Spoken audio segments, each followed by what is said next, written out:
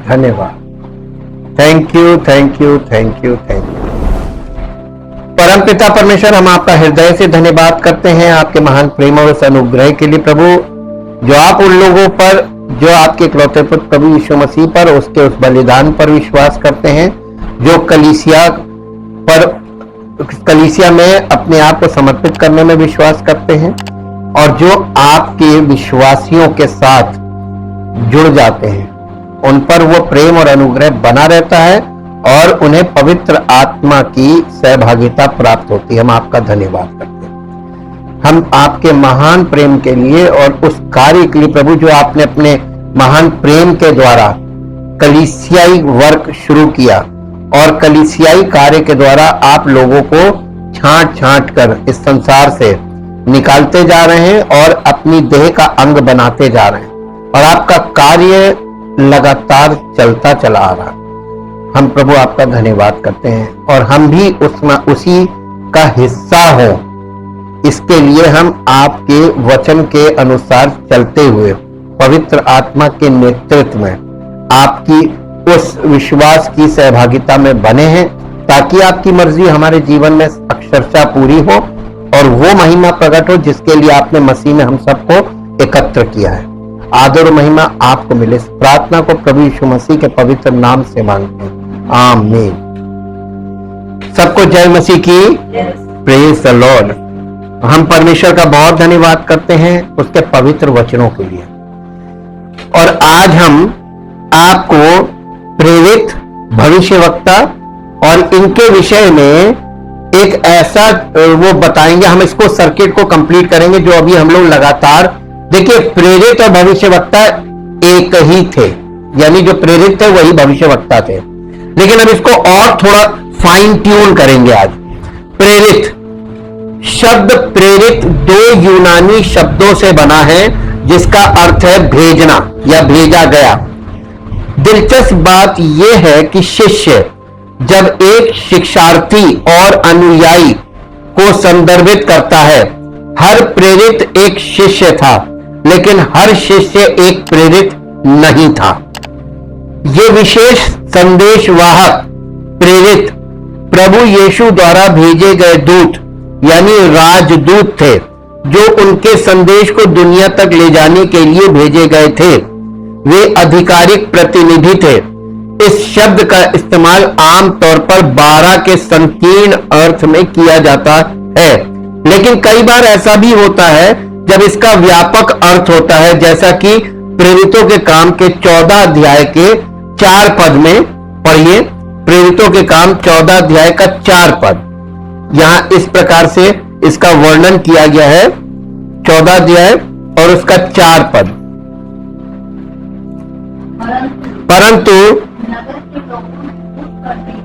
नगर के लोगों में फूट पड़ गई थी,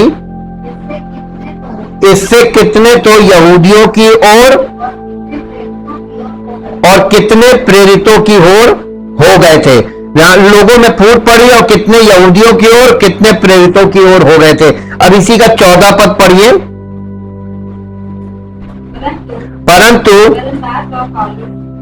परंतु बरनबास और पौलुस प्रेरितों ने जब ये सुना तो अपने कपड़े फाड़े, भीड़ में लपके और पुकार कर कहने लगे, हे लोगों, तुम क्या करते हो? हम भी तो तुम्हारे समान दुख सुख भोगी मनुष्य हैं, और तुम्हें सुसमाचार सुनाते हैं कि तुम इन व्यर्थ वस्तुओं से अलग होकर जीवते परमेश्वर की ओर फिरो, जिसने स्वर्ग और पृथ्वी और समुद्र और जो कुछ उसमें है बनाया है। देखिए, ये परमेश्वर की ओर से किस कार्य के लिए भेजे गए? प्रेरितों का काम क्या था? कलीसिया स्थापित करना नहीं था। कलीसिया प्रभु यीशु मसीह ने कहा, मैं अपनी कलीसिया बनाऊंगा। तो हमको क्या करना है? हमारा प्रभु यीशु मसीह पर जब विश्वास हम करते हैं तो हमारे जीवन में उसकी इच्छा, उसकी योजना लागू होगी और तब उसकी इच्छा पूरी होगी। हम लोग ये कहते तो है कि प्रभु तेरी इच्छा पूरी हो, लेकिन उसकी योजना को नहीं जानते हैं। तो हम अज्ञानता में बातें कर रहे हैं और हमारा विश्वास काल्पनिक विश्वास है। हम विश्वास की कल्पना कर रहे हैं, हम विश्वास नहीं कर रहे हैं। ये आजकल के लोगों में ये कमी पाई जाती है। यीशु मसीह के जो चेले थे वो प्रेरित हुए, जब पवित्र आत्मा उन पर उतरा तब वो प्रेरित कहलाए, और पवित्र आत्मा उतरने के बाद उन्होंने अपनी मर्जी से कुछ किया हो या कुछ बोला हो तो बताइए। एग्जैक्टली जो प्रभु यीशु मसीह चाहता था कि उनके मुख से निकले, पवित्र आत्मा उतरने के बाद उनके मुख से वही निकला जो यीशु मसीह चाहता था। और उनके पूरे जीवन काल में, उनकी सेवकाई में आपको कहीं पर भी उनके शारीरिक इच्छा, शारीरिक भावना नहीं मिलेगी। जैसे यीशु मसीह के जीवन से नहीं दिखी, वैसे उनके जीवन में भी नहीं दिखी। वो उसी को समर्पित रहे और पवित्र आत्मा के नेतृत्व में कार्य कर रहे थे, और उनको भेजा था सुसमाचार सुनाने के लिए, कलीसिया के लिए नहीं भेजा था। सुसमाचार कलीसिया वो खुद थे, क्योंकि प्रेरितों की जो 120 लोग थे ये कलीसिया, इन्हीं को बोला गया। और इनके पास प्रभु जो उद्धार पाता जाता था, यानी बॉर्न अगेन होता था, उनको इस ग्रुप में जोड़ता था प्रभु, ताकि यहां से शिक्षा मिले। इसको कलीसिया कहते, ये कलीसिया का आरंभ था। और ये उसके भेजे गए, प्रभु यीशु द्वारा भेजे गए दूत या राजदूत थे, जो उनके संदेश को दुनिया तक ले जाने के लिए भेजे गए थे। आपको मालूम है कि बड़े बड़े राष्ट्रों में ये प्रेरित गए थे। और हिंदुस्तान में मालूम कौन आया था? हिंदुस्तान में थोमा आया था, जिसने उसके पंजर में हाथ डाला था, उंगली के में हाथ डाल के यानी उस प्रभु को, जिसका जो पुनरुत्थान हुआ था, पुनरुत्थान के बाद उसकी देह को छूकर विश्वास किया था। बहुत शंका वाला व्यक्ति था, उसने कहा मैं ऐसे नहीं विश्वास करूंगा कि प्रभु जी उठा है, मैं उसको छूकर देखूंगा। और वो आया था, साउथ तक आया, और साउथ में ही उसकी डेथ हुई थी, चेन्नई में। तो ऐसा नहीं है कि प्रभु के चेले प्रेरित यहां पे कदम ना रखे हैं, हिंदुस्तान की धरती पे कदम रखा है। और आज आप देख लीजिए, सबसे ज्यादा प्रॉस्परस और सबसे ज्यादा क्वालिफिकेशन में, एजुकेशन में साउथ टॉप पे है। ये परमेश्वर की महिमा है, नहीं तो क्या है। जितना आप नॉर्थ में जाएंगे आपको वो प्योरिटी नहीं मिलेगी जितनी साउथ में है। ये प्रभु के बहुत खास सेवक थे। और इस शब्द का इस्तेमाल आमतौर पर 12 के संकीर्ण अर्थ में किया जाता है, लेकिन कई बार ऐसा भी होता है जब इनका व्यापक अर्थ होता है, जैसा कि प्रेरितों के काम में भी हमने पढ़ा। लेकिन जब प्रेरित बरनबास और पौलुस ने यह सुना तो उन्होंने अपने कपड़े फाड़े और चिल्लाते हुए भीड़ में जा घुसे। और इस यानी प्रेरितों काम 14 अध्याय के 14 पद में जो हमने पढ़ा, इसके अनुसार संकीर्ण अर्थ में प्रेरित होने की आवश्यकताओं को प्रेरितों के काम 1 अध्याय और 21 और 22 पद पढ़िए। प्रेरितों के काम 1 अध्याय और उसका 21 और 22 पद पढ़िए यहां पे। इसलिए जितने दिन तक प्रभु यीशु हमारे साथ आता जाता रहा, अर्थात यूहन्ना के बपतिस्मा से लेकर उसके हमारे पास से उठाए जाने तक, जो लोग बराबर हमारे साथ रहे, उचित है कि उनमें से एक व्यक्ति हमारे साथ उसके जी उठने का गवाह हो जाए। अब ये मालूम क्यों बोला जा रहा है? ये इसलिए बोला जा रहा है कि यहूदा इस्करियोती, जो यीशु मसीह का एक चेला था, उसने यीशु मसीह को पकड़वाया, घूस लेकर मुखबरी करी, उसको पहचानवाया और उसके साथ धोखे से उसको पकड़वा के, और उसके बाद उसने आत्मग्लानि के अंतर्गत आत्महत्या कर ली। उसने वो अपना काम पूरा करके चला गया। अब ये जो 11 बचे थे, इन लोगों ने आपस में ये बात बोल रहे हैं कि हमें हमारे उसके जी उठने, यानी उसके सेवकाई के पूरे जीवन काल में जो जो तो और थे, उसमें से एक था मतिया। तो जब इन लोगों ने, और भी कई लोग थे, उन सबके नाम लिख के चिट्ठी डाली, मतिया के नाम चिट्ठी खुली और मतिया इन 12 में गिना गया और फिर 12 हो गए थे। फिर पौलुस को प्रभु ने पकड़ा तो ये 13 हुए थे। केवल ये 13 प्रेरित ही मान्य है। इसके अलावा और कोई प्रेरित मान्य नहीं है। और प्रेरितों के काम के 22 अध्याय के 14 पद के अनुसार पौलुस ने आवश्यकताओं को पूरा किया। प्रेरित कलीसिया की नींव में थे, तो अब प्रेरित जो है वो कलीसिया की नींव में थे। प्रेरितों का काम 12 अध्याय का 14 पद पढ़िए। 12 अध्याय का 14 पद। पतरस का शब्द पहचान कर उसने आनंद के मारे फाटक ना खोला, परंतु दौड़कर भीतर गई और बताया कि पतरस द्वार पर खड़ा है। ये देखिए, ये वो किस्सा है कि ये पतरस को बंदी गृह में बंद कर लिया था, और ये इन लोगों को जब पहला पद पढ़ते उस समय हेरोदेस राजा ने कलीसिया के कई व्यक्तियों को सताने के लिए उन पर हाथ डाले। उसने यूहन्ना के भाई याकूब को तलवार से मरवा डाला। जब उसने देखा कि यहूदी लोग इससे भी आनंदित होते हैं, तो उसने पतरस को भी पकड़ लिया। वे दिन अख़मीरी रोटी के दिन थे। उसने उसे पकड़कर बंदी गृह में डाला और 4-4 सिपाहियों के 4 पहरों में रखा, इस विचार से कि फसह के बाद उसे लोगों के सामने लाए। बंदी गृह में पतरस बंद था, परंतु कलीसिया उसके लिए लौ लगाकर परमेश्वर से प्रार्थना कर रही थी। और फिर क्या हुआ, जब हेरोदेस उसे लोगों के सामने लाने को था, उसी रात पतरस 2 जंजीरों से बंधा हुआ 2 सिपाहियों के बीच में सो रहा था और पहरुए द्वार पर बंदी गृह की रखवाली कर रहे थे। तो देखो, प्रभु का एक स्वर्गदूत आ खड़ा हुआ और उस कोठरी में ज्योति चमकी, और उसने पतरस की पसली पर हाथ मार के उसे जगाया और कहा, उठ, जल्दी कर। और उसके हाथों से जंजीरें खुलकर गिर पड़ी। तब स्वर्गदूत ने उससे कहा, कमर बांध और अपने जूते पहन ले। उसने वैसा ही किया। फिर उसने उससे कहा, अपना वस्त्र पहनकर मेरे पीछे हो ले। वो निकल कर उसके पीछे हो लिया, परंतु वो ये ना जानता था कि जो कुछ स्वर्गदूत कर रहा है वो सच है, वरन ये समझा कि मैं दर्शन देख रहा हूं।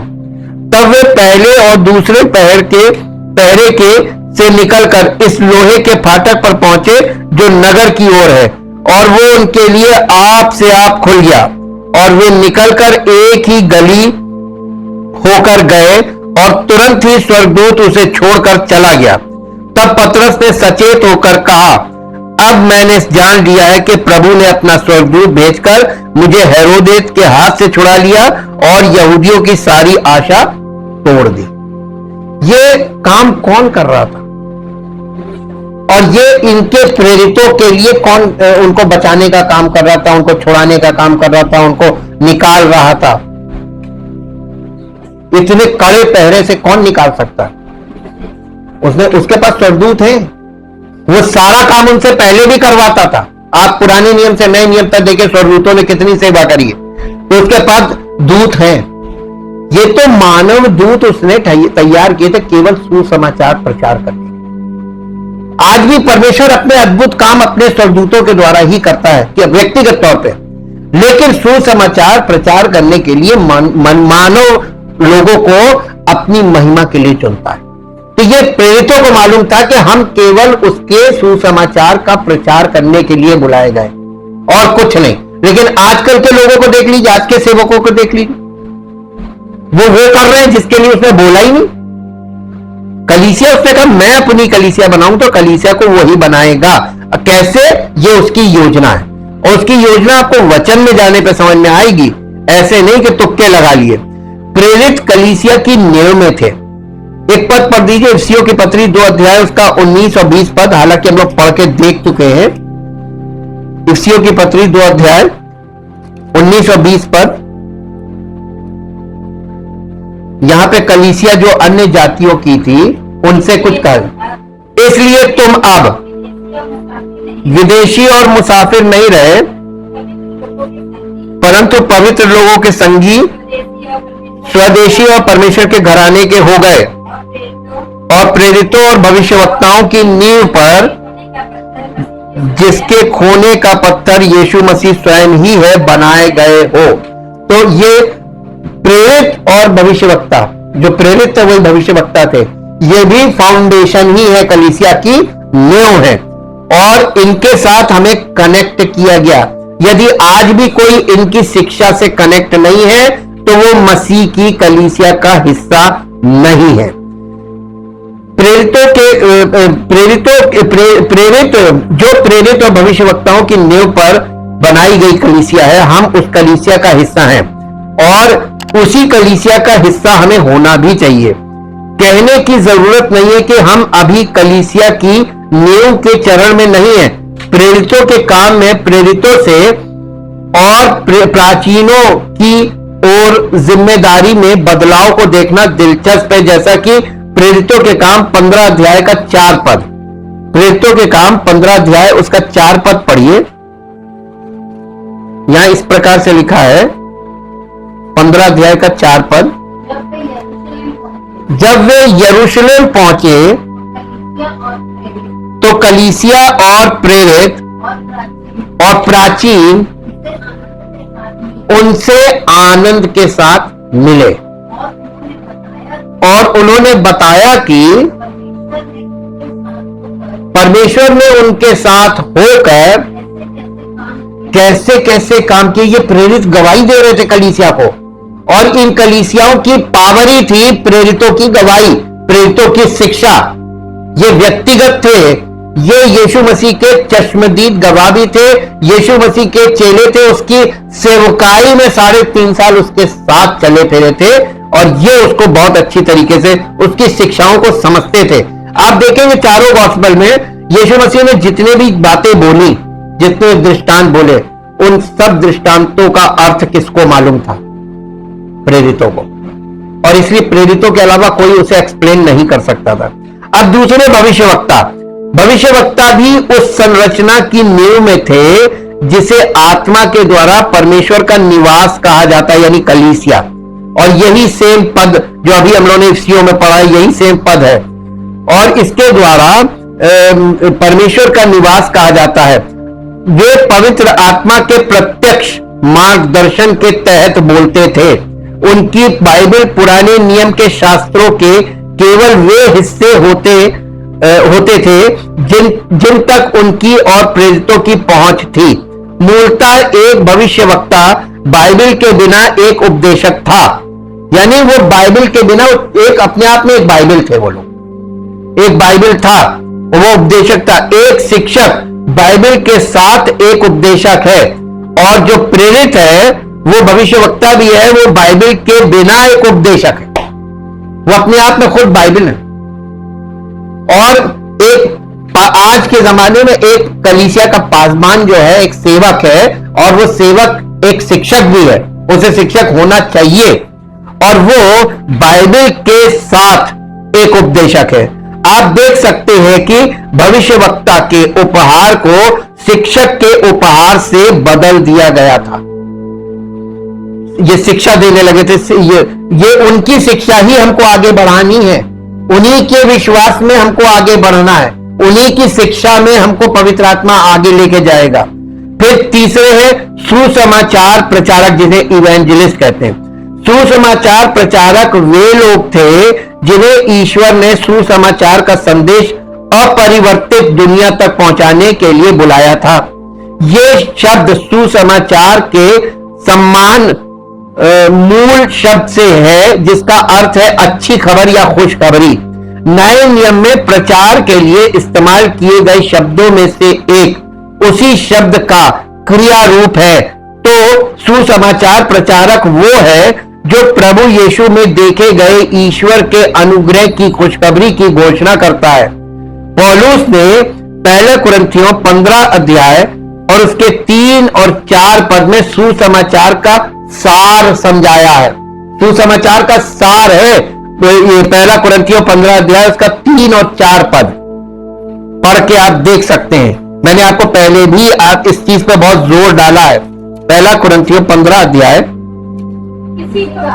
इसी कारण मैंने सबसे पहले तुम्हें वही बात पहुंचा दी जो मुझे पहुंची थी कि पवित्र शास्त्र के वचन के अनुसार यीशु मसीह हमारे पापों के लिए मर गया और गाड़ा गया और पवित्र शास्त्र के अनुसार तीसरे दिन जी भी उठा और कैफा को तब 12 को दिखाई दिया। फिर वो 500 से अधिक भाइयों को एक साथ दिखाई दिया, जिनमें से बहुत से अब तक जीवित हैं पर कुछ सो गए। ये जिस समय लिखा गया था उस समय की कंडीशन बताई जा रही है। तो ये देखिए, ये सुसमाचार का सार है, 3 और 4 पद।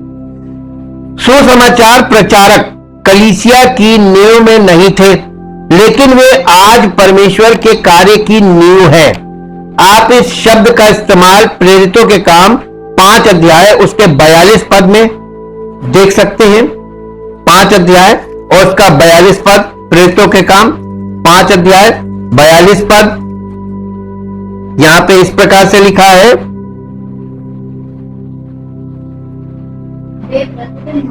वे प्रतिदिन मंदिर में और घर घर में उपदेश करने और इस बात का सुसमाचार सुनाने से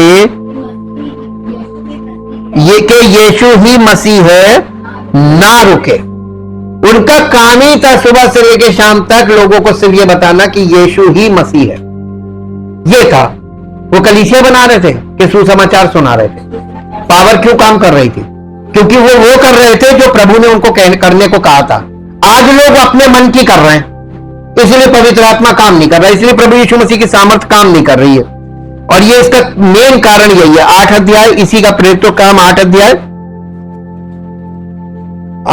का 8 अध्याय 4 पद, जो तितर बितर हुए थे वे सुसमाचार सुनाते हुए फिरे। यानी इनका ग्रुप जो था ये तितर बितर हो गया, लेकिन वो जो तितर बितर हुए थे वो भी सुसमाचार सुना रहे थे। और इसके बाद एक और पद पढ़िए, 12 पद पढ़िए इसी का, 8 अध्याय का 12 पद, 8 अध्याय का 12 पद। परंतु जब उन्होंने फिलिप्पुस का विश्वास किया, जो परमेश्वर के राज्य और यीशु के नाम का सुसमाचार सुनाता था, तो लोग क्या पुरुष क्या स्त्री सब बपतिस्मा लेने लगे। अब देखिए यहां पे दिया जा रहा है कि लिया जा रहा? ये यहूदी लोग थे, ये पटापट लेने लगे। पवित्र आत्मा की सामर्थ्य में जब काम होगा तो यहूदी लोग भी ग्रहण करने लगे। मेन चक्कर ये है कि यहूदी नहीं मानते थे इस बात को, वो मानने लगे। 25 पद पढ़िए इसी अध्याय का। अतः वे गवाही देकर और प्रभु का वचन सुनाकर यरूशलेम को लौट गए और सामरियों के बहुत से गांवों में सुसमाचार सुनाते गए।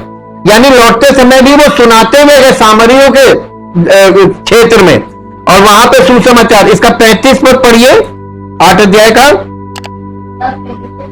तब फिलिप्पुस ने अपना मुंह खोला और इसी शास्त्र से आरंभ करके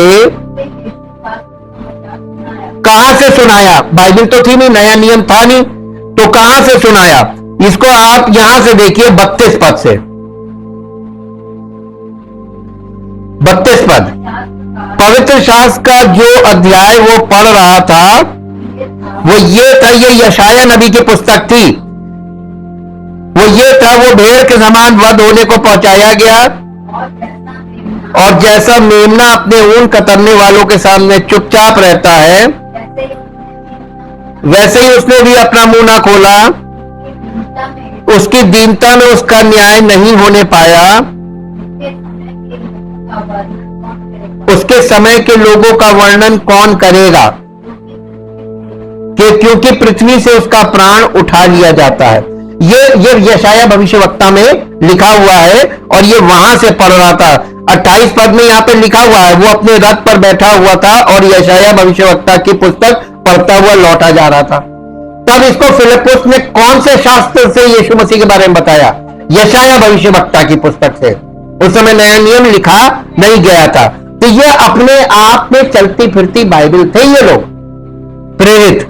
और ये दूसरी लाइन के ये सुसमाचार, ये फिलिप्पुस जो था ये प्रेरित नहीं था, ये था सुसमाचार, इवेंजलिस्ट, जिसे पवित्र आत्मा, अब आप इस चैप्टर में इसको घर में पढ़िएगा, आप देखिएगा कि पवित्र आत्मा इसको कैसे कहता था, अब तू तेज चल, अब तू निकल के उधर जा, और ये पवित्र आत्मा के कहे अनुसार कैसे चल रहा और कैसे इसको ये खोजा मिला। ये अपने आप में ये इवेंजलिस्ट होते थे। आजकल के इवेंजलिस्ट तो सोच समझ के प्लानिंग करके जहां उनको फायदा दिखता है, जहां से उनको कुछ मिलना है वहां जाते हैं। ये प्रेरित, ये वो लोग नहीं है। ये सुसमाचार प्रचारक की बात हो रही है, इवेंजलिस्ट की। और इवेंजलिस्ट में देखिए कि ये लोग कैसे थे कि ये लोग पवित्र आत्मा के द्वारा, देखिए 26 पद पढ़िए, 8 अध्याय का 26 पद। फिर प्रभु के एक स्वर्गदूत ने फिलिप्पुस से कहा, किसने कहा?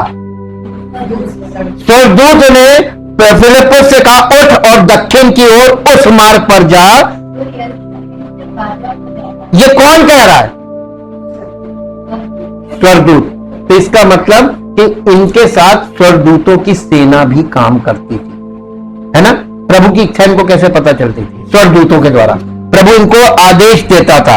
और वो उठकर, देखिए 27 पर क्या लिखा है, उसने कोई प्रश्न नहीं किया, पैसे भी नहीं मांगे। आजकल किसी को पवित्र आत्मा की ओर से ये हो कि उधर जाना है तो पहले वो ढूंढेगा कहां से हेल्प ले। वो उठकर चल दिया और देखो कूश देश का एक मनुष्य आ रहा था जो खोजा और कूशियों की रानी कंदाके का मंत्री और खजांची था। वो आराधना करने को यरूशलेम आया था और वो अपने रथ पे बैठा हुआ था और यशायाह भविष्यवक्ता की पुस्तक पढ़ता हुआ लौटा जा रहा था। 29 मत पढ़िए। तब आत्मा ने फिलिप्पुस से कहा, कौन सी आत्मा ने? पवित्र आत्मा ने, मसीह की आत्मा ने फिलिप्पुस से कहा, निकट जाकर इस रथ के साथ हो ले। फिलिप्पुस उसकी ओर दौड़ा और उसे यशायाह भविष्यवक्ता की पुस्तक पढ़ते हुए सुना और पूछा, तू जो पढ़ रहा है क्या उसे समझता भी है? उसने कहा, जब तक कोई मुझे ना समझाए तो मैं कैसे समझूं? और उसने फिलिप्पुस से विनती की कि वो चढ़कर उसके पास बैठे और पवित्र शास्त्र का जो अध्याय वो पढ़ रहा था वो ये था जो अभी हम लोगों ने पढ़ा था। अब आप देखिए कि यहां पे कैसे पवित्र आत्मा, प्रभु यीशु मसीह, स्वर्गदूत और सुसमाचार प्रचारक, ये कैसे मसीह की योजना में काम कर रहे हैं कि नहीं कर रहे हैं। इनमें अपनी बुद्धि, अपनी युक्ति कुछ नहीं लग रही। इस तरीके से होता था। और कई अन्य स्थानों में भी हम ये चीजों को बाइबल में देखते। ये दिलचस्प है कि फिलिप्पुस ने अपना मुंह खोला और इस शास्त्र से शुरू करके उसे यीशु के बारे में खुशखबरी सुनाई। प्रचार के लिए दूसरे शब्द भी है। एक शब्द है जिसका अर्थ है संदेश का सार्वजनिक उद्घोषक होना। ऐसा लगता है कि यह सुसमाचार की सार्वजनिक घोषणा पर जोर देता है, जबकि पहले वाला शब्द संदेश के चरित्र यानी खुशखबरी पर जोर देता है। दोनों शब्दों का इस्तेमाल रोमियो की पत्री 10 अध्याय उसके 15 पद में किया गया है। रोमियो की पत्री 10 अध्याय और उसका 15 पद। और यदि भेजे ना जाएं तो कैसे प्रचार करें? जैसा लिखा है, उनके पांव क्या ही सुहाने हैं। यानी जो सुसमाचार सुनाते हैं, अच्छी बातों का सुसमाचार सुनाते हैं, परंतु सबने उस सुसमाचार पर कान ना लगाया। बस इसके बाद आप ये देखिए कि पौलुस ने तीमुथियुस से कहा कि वो एक प्रचारक का काम करे, यानी इवेंजलिस्ट। दूसरा तीमुथियुस 4 अध्याय उसका 5 पद। दूसरा तीमुथियुस 4 अध्याय और उसका 5 पद। पर तू किससे कह रहा? पौलुस प्रेरित था और तीमुथियुस जो उसका चेला वो इवेंजलिस्ट था, सुसमाचार प्रचारक। और वो कहने लगा, पर तू सब बातों में सावधान रहे दुख उठा और सुसमाचार प्रचार का कैसे कर, मौज कर। हाँ, दुख उठा और सुसमाचार प्रचार का काम, ये दुख उठाकर करने वाला काम है, ये कष्टों वाला काम है। अपना घर छोड़ के, अपने परिवार को छोड़ के, अपने बच्चों को छोड़ के, घर की प्राथमिकताओं को छोड़कर प्रभु के लिए निकलना, ये कष्टदायक है। प्रायोरिटी किसको दे रहे थे वो? प्रभु के सुसमाचार को। इसलिए ये आदरणीय थे। आज ये वाला समर्पण नहीं है लोगों में। आज लोगों में स्वार्थी समर्पण है, स्वार्थ से कर रहे, उसके उनके दिल के अंदर गहराई में स्वार्थ बैठा हुआ है। इसीलिए पवित्र आत्मा की सामर्थ्य प्रकट होकर काम नहीं कर रही है। अब इसके बाद आते हैं पास्टर और शिक्षक। जो लोग प्रचारकों के कार्य के माध्यम से परमेश्वर के राज्य में लाए जाते हैं, उन्हें चरवाहा और निर्देश दिए जाने की आवश्यकता होगी। इस उद्देश्य से प्रभु ने कलीसिया को चरवाहे, जिन्हें पास्टर कहते हैं, और शिक्षक दिए हैं। व्याकरण से यह मानने के कारण है कि हमें इसे चरवाहे, यहां तक कि शिक्षक के रूप में पढ़ना चाहिए। प्रेरितों, भविष्यवक्ताओं, प्रचारकों और चरवाहों से पहले निश्चित उपपद की उपस्थिति पर ध्यान दें, लेकिन शिक्षकों से पहले इसकी अनुपस्थिति। चरवाहे वे हैं जो सिखाते हैं। वचन के बिना कोई सच्चा चरवाही नहीं कर सकता। वचन के बिना कोई सच्ची चरवाही नहीं कर सकता। चरवाहे का मतलब क्या है? वचन की शिक्षा, teaching of the word of God, ये है। और किसके अनुसार? प्रेरितों के और भविष्यवक्ताओं के अनुसार। पहली सदी की कलीसिया वही शिक्षा को आगे बढ़ना था, उसी शिक्षा में कलीसिया आगे बढ़ेगी और तब वो मसीह की कलीसिया होगी। आज सब शिक्षाएं बढ़ गई, सारी शिक्षाएं बटी हुई है, सारी चीजें बटी हुई। बाइबल को उन्होंने डिवाइड कर लिया है, अपने अपने मतलब की आयतों के अनुसार वो बात करते हैं। उनके अपने अपने विश्वास के पैमाने बन गए हैं और ये हम लोगों के लिए, शिक्षा के लिए ये बातें हम सीख रहे हैं। और चरवाहे, यहां तक कि शिक्षक के रूप में पढ़ना चाहिए। प्रेरितों, भविष्यवक्ताओं, प्रचारकों और चरवाहों से पहले निश्चित उपपद की उपस्थिति पर ध्यान दें, लेकिन शिक्षकों से पहले इसकी अनुपस्थिति। चरवाहे वे हैं जो सिखाते हैं। वचन के बिना कोई सच्ची चरवाही नहीं कर सकता। यूहन्ना रचित सुसमाचार, उसका 21 अध्याय निकालिए। यूहन्ना रचित सुसमाचार और उसका 21 अध्याय और 21 अध्याय का 15, 16, 17 पद पढ़ेंगे। भोजन करने के बाद यीशु ने शमौन पतरस से कहा, हे शमौन, यूहन्ना के पुत्र, क्या तू इनसे बढ़कर मुझसे प्रेम रखता है? यानी अन्य चेलों से बढ़कर तू मुझसे प्रेम रखता है? उसने उससे कहा, हां प्रभु, तू तो जानता है कि मैं तुझसे प्रीति रखता हूं। उसने उससे कहा, मेरे मेमनों को चला। मेमने का मतलब जानते हैं क्या? मेमने का मतलब जानते हैं आप लोग? नहीं मालूम? भेड़ के बच्चों को बोलते हैं मेमना। भेड़ के बच्चों को मेमना बोलते हैं। भेड़ प्रभु की विश्वासी है। कलीसिया के लोग भेड़ कहलाते हैं। भेड़ का मतलब जो सामूहिक तरीके से चलते हैं, सामूहिक तरीके से रहते हैं, ये कलीसिया के लोग हैं। भेड़ मैच्योर है, मेमना इनमैच्योर है। तो इनमैच्योर कलीसिया में जो बॉर्न अगेन है, उनको मेमना बोला जाता है। मेरे मेमनों को चरा। उसने फिर दूसरी बार उससे कहा, हे शमौन, यूहन्ना के पुत्र, क्या तू मुझसे प्रेम रखता है? उसने उससे कहा, हां प्रभु, तू तो जानता है कि मैं तुझसे प्रीति रखता हूं। उसने उससे कहा, अब देखिए भेड़ आई। भेड़ कहते मैच्योर। मेरी भेड़ों की रखवाली कर। किसकी भेड़ें? प्रभु की। प्रभु की भेड़ें। मेरी भेड़ों की रखवाली कर। आज लोग कहते मेरी कलीसिया। उनकी कलीसिया, इनकी कलीसिया। कलीसिया किसकी है? उसने अपना प्राण देकर मोल लिया है कलीसिया को। लोगों ने आज कलीसियाओं की क्या हालत कर दी, अपनी तेरी मेरी कर दिया। इतने स्वार्थी हो गए कि उन्होंने यहां पर भी अपना स्वार्थ दिखा दिया। गजब जी। उसने जब यीशु मसीह है, बार बार तीसरी बार यीशु मसीह ने पतरस से कहा, हे शमौन यूहन्ना के पुत्र, क्या तू मुझसे प्रीति रखता है? अब की बात पतरस उदास हुआ कि उसने उससे तीसरी बार ऐसा कहा। अब ये बताइए पतरस ने कितनी बार इनकार किया था? प्रभु ने 3 बार अंगीकार कराया। जी, क्या तू मुझसे प्रीति रखता है?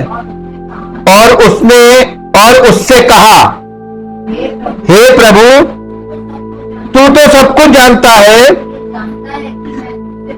तू ये जानता है कि मैं तुझसे प्रीति रखता हूं। यीशु ने उससे कहा, मेरी भेड़ों को चरा। चराने का मतलब खिला।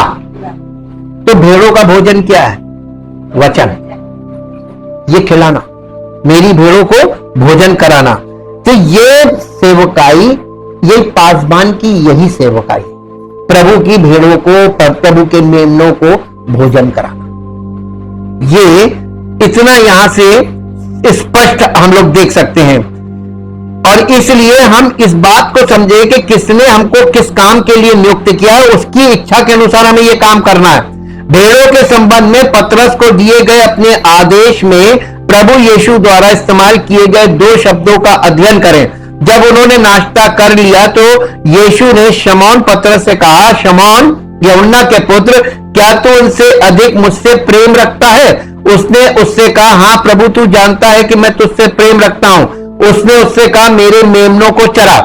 उसने उससे दूसरी बार पूछा, हे शमौन यूहन्ना के पुत्र, क्या तू मुझसे प्रेम रखता है? उसने उससे कहा, हां प्रभु तू जानता है कि मैं तुझसे प्रेम रखता हूं। उसने उससे कहा, मेरी भेड़ों की देखभाल कर।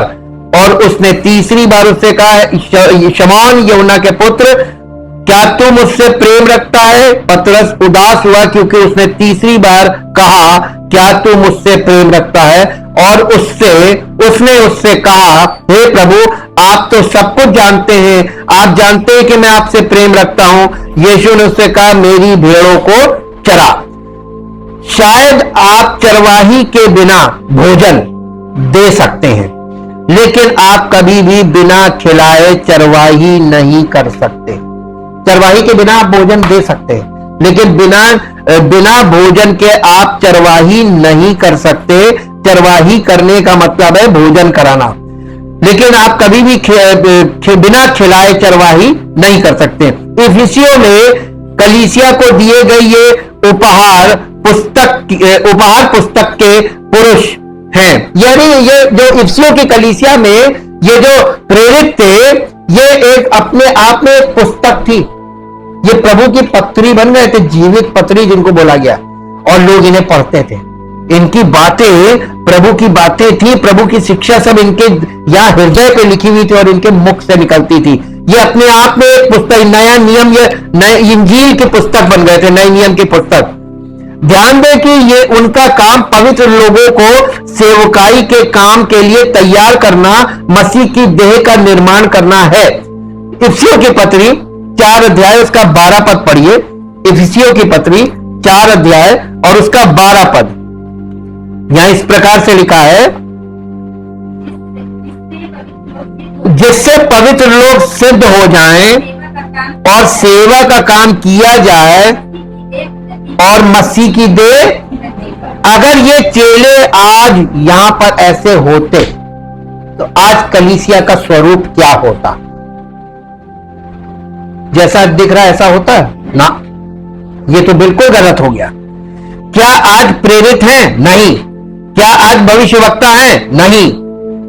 क्या आज प्रचारक हैं? निश्चित रूप से। क्या आज पास्टर और शिक्षक हैं? निश्चित रूप से। क्या आप अंतर देखते हैं? आज के समय में किसका काम रह गया?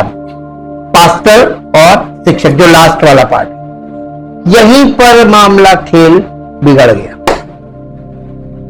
इस पर ध्यान केंद्रित करें और प्रभु ने आप लोगों को अपनी महिमा के लिए चुना है और आपको कलीसिया में वो अपने उद्देश्य के लिए तैयार कर रहा है, ताकि आने वाले समय में और इस युग के लोगों के बीच में आप लोगों के द्वारा वो अपनी महिमा को प्रकट करे। लेकिन क्या आप अपना समर्पण करने को तैयार हैं, जैसे उन लोगों ने किया था, पहली सदी के लोगों ने?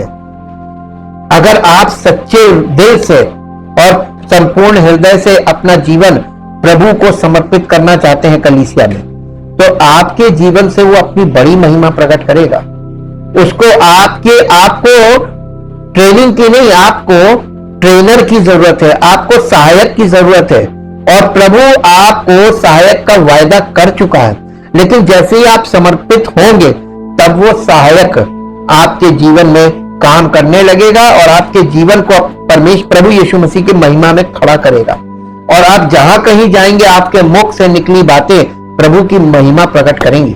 क्या आप अपना समर्पण करना चाहते हैं? जो कोई अपने हृदय को संपूर्ण हृदय से परमेश्वर को अपना जीवन समर्पित करना चाहता है, वही आज मसीह की महिमा के लिए चुना जाएगा। ये कंडीशन है। और जिसको वो चुनेगा उसको अपनी महिमा में प्रकट भी करेगा।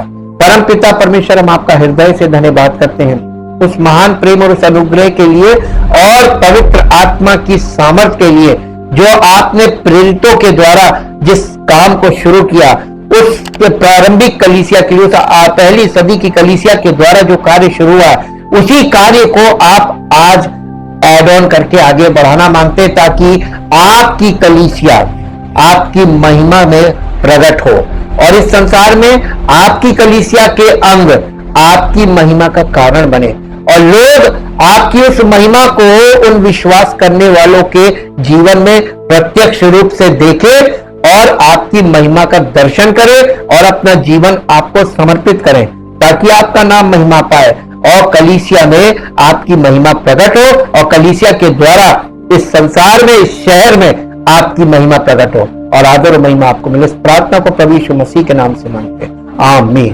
Praise the Lord.